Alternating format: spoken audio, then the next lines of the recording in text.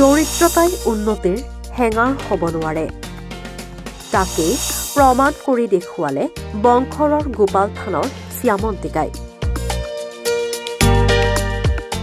আত্মবিশ্বাস কঠোৰ অনুশীলনেৰে ৰাষ্ট্ৰীয় পৰ্যায়ত জিলিকিল শ্যামন্তিকা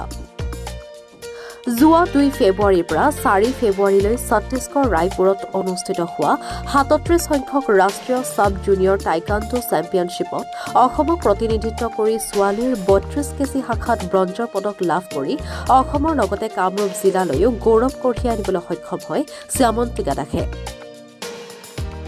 কণমানি শ্যামন্তিকাৰ এই সফলতাত বিভিন্ন ব্যক্তি আৰু দল সংগঠন উপস্থিত হৈ শুভেচ্ছা জনোৱাৰ লগতে শুৱালকুছিৰ বয়ন শিল্পী নৈশ বিদ্যালয়ৰ শিক্ষক ধৰণীধৰ দাসে শ্যামন্তিকাৰ পঢ়া শুনাৰ সমস্ত দায়িত্ব লোৱাৰ কথা সদৰি কৰে ইয়াৰ উপৰিও হাজো মহকুমা ক্ৰীড়া উন্নয়ন পৰিষদৰ সভাপতি তথা অৱসৰপ্ৰাপ্ত অধ্যক্ষ কনক দাস উপস্থিত হৈ ফুলাম গামোচা আৰু জাপিৰে অভিনন্দন জ্ঞাপন কৰে আপোনাৰ ঘৰত আজি উদুলনি পৰিৱেশ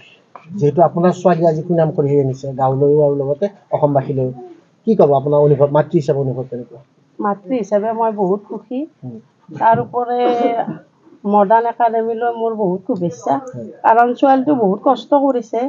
তাৰ উপৰি ৰাকেশ ছাৰ আৰু গুৰুজনেও তাইৰ লগত বহুত কষ্ট কৰিছে সেইকাৰণে আজি ছোৱালীটো ইমান আগবাঢ়ি যাব পাৰিছে কম সময়ৰ ভিতৰত 9 মাহ মাত্ৰ 9 মাহতে বহুতখিনি আগবাঢ়ি গৈছে তাৰ উপৰি তাই যিমান কষ্ট কৰি তাইৰ লগত ছাৰেও সিমান কষ্ট কৰিছে তাই তাৰমানে এই খেলবিলাকত বহুত ইচ্ছা গতিকে ইচ্ছাৰ কাৰণে তাইক মই সুধি লৈছোঁ তাইৰ কি ইচ্ছা তাই কৈছে মা মই খেলত বহুত ইচ্ছা গতিকে তাই কেন্দ্ৰত দিছোঁ বা ছাৰেও দেখা পায় ছোৱালীটোৰ প্ৰতি কৈছে আৰু মোক ফোন কৰি যিহেতু মাতিছে মই কৈছোঁ ছাৰক আমাৰ আৰ্থিক অৱস্থা ইমান সম্বল নহয় আৰু নহ'লেও ছোৱালীটোৰ ইচ্ছা বা ৰাকেশ ছাৰে যিখিনি দেখা পাই কৈছে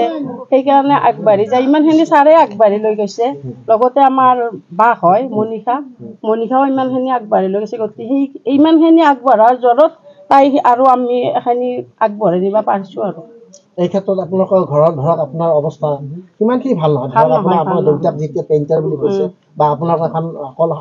এখন শালৰ সেয়া হিচাপত আপুনি চলি আছে ধৰক তেওঁ ক্ৰমান্বয়ে এনে আগুৱাই যাব লাগিব আৰু বেলেগ বেলেগ খেলত পাৰ্টিচিপেট কৰিব লাগিব হয়তো আপোনালোকৰ আৰ্থিক দিশত কিবা অসুবিধা আহিব পাৰে সেই ক্ষেত্ৰত আপুনি আমাৰ স্থানীয় বিধায়ক লগতে আমাৰ মুখ্যমন্ত্ৰীৰ বিষয়ে কিবা ক'ব লাগিব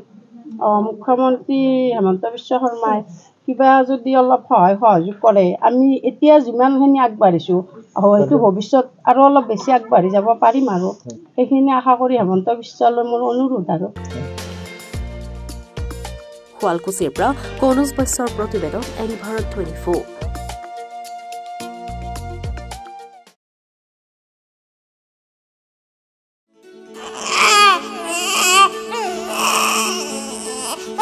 অভিনন্দন আপোনাৰ এজনী ছোৱালী জন্ম হৈছে